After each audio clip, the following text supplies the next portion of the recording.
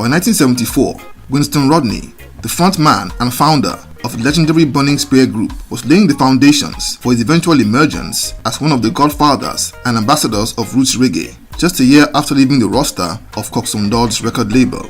In those early days, one of his closest friends and most solid allies was none other than Leroy Horsemouth Wallace, one of Jamaica's greatest drummers and longtime in-house band member at Studio One. The two became close when Burning Spear was first taken on by Culcha in 1969, and Horsemouth became his drummer. Even after Winston Rodney and his bandmates parted ways with Studio One, the pair remained close friends and professional collaborators, with Horsemouth acting as one of the driving forces of Winston Rodney's sound. But in a bizarre sudden twist that no one saw coming, they had a sensational falling out that sparked a shocking brawl that culminated in the two bosom pals and partners cutting ties, both musically and on a personal level. It was a row that stunned witnesses and ended one of the true few friendships in the treacherous world of the music business. Though heavily underreported, it's one of the longest running feuds in reggae and the music industry at large. Let's take a look at the shocking clash that ended the model friendship of Winston Rodney and Leroy Horsemouth. To do justice to this story, we need to take a little dive into how their friendship started in the first place at the University of Reggae, that was Studio One. By 1969, Studio One was the numero uno music institution in Jamaica. It was essentially the cradle of ska, reggae and dancehall, and had been the first black-owned recording studio on the island when established by Culcha in 1963. It was Jamaica's own Motown and had nurtured the island's biggest stars like Toots and the Maytals, Dennis Brown and the Wailers.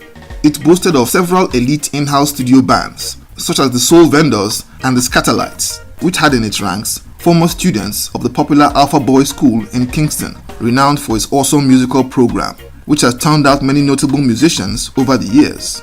Leroy Horsemouth Wallace was one of the products of the Alpha Boys School, and at just 19, he was already a veteran and had contributed to many big hits that came out of Studio One.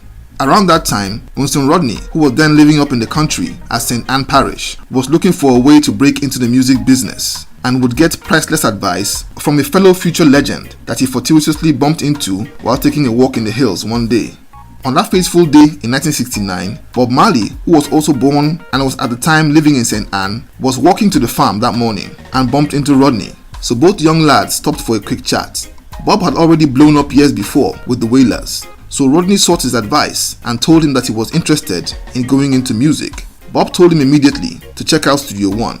The Wailers had broken away from Studio One 3 years earlier, but all credit to Bob for recommending the studio, as he knew it was the best place for new artists to start a career.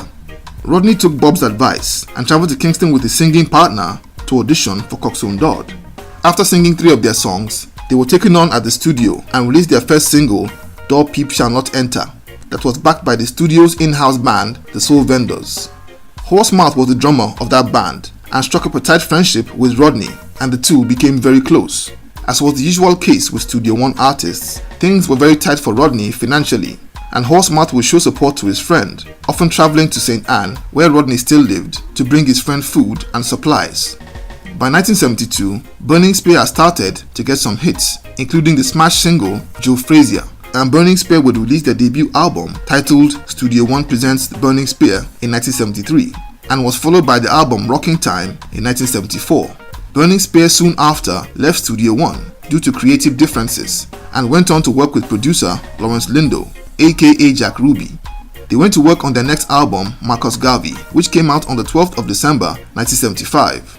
The album featured Rodney's classic chanting singing style, Jack Ruby's production expertise, and the spectacular instrumentals from a super elite backing band called the Black Disciples that was made up of the likes of Robbie Shakespeare on the bass, Earl China Smith on lead guitar, and the mercurial Leroy Horsemouth Wallace on the drums. The end product was the Marcus Garvey album, a militant roots masterpiece that is regarded as one of the greatest reggae albums of all time.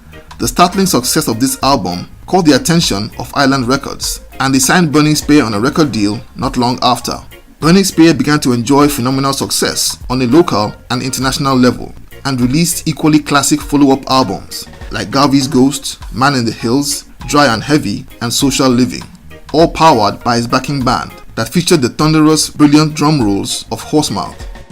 In 1978, Horsemouth had been cast in the starring role in the now classic Jamaican movie Rockers. Horsemouth used his influence with the director, Ted Bafalocus, to give Winston Rodney a part in the movie, and together, the two friends delivered what was one of the most riveting scenes in the movie.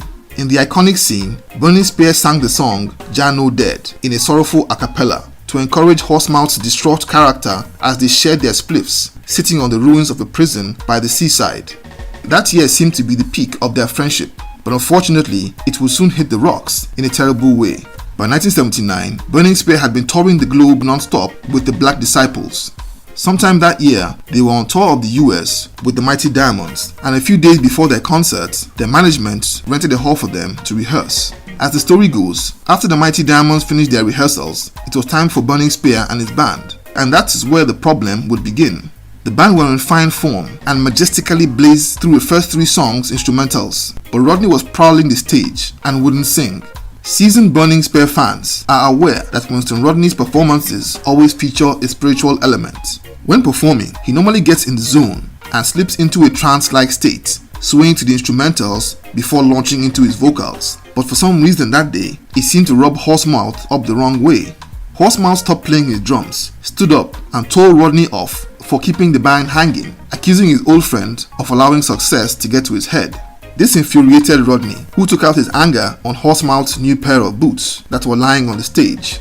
Rodney would pick up one of Horsemouth's boots and ripped it wide open. Horsemouth, now really enraged, charged at Rodney and punched him in the face. Both men had to be restrained before it got any worse, and on the spot, they both vowed never to work with each other again. The incident sparked a crisis as Burning Spear tried to get a new drummer to replace Horsemouth, but they couldn't get anybody anywhere near up to his standard. Robbie Shakespeare, who was very close to Horsemouth, pleaded with him to do the show. Horsemouth agreed to play just one more show, but made it clear to Robbie that was the end of his working relationship with Rodney. He returned to the Black Disciples for that concert and delivered a scorching performance. After that night, he returned to his arrangement with Coxsone Dodd at Studio One, never again to work with Burning Spear, who for subsequent albums and tours employed the services of ace drummer Nelson Miller. A sad end to a wonderful friendship that was damaged by a lack of understanding and egos.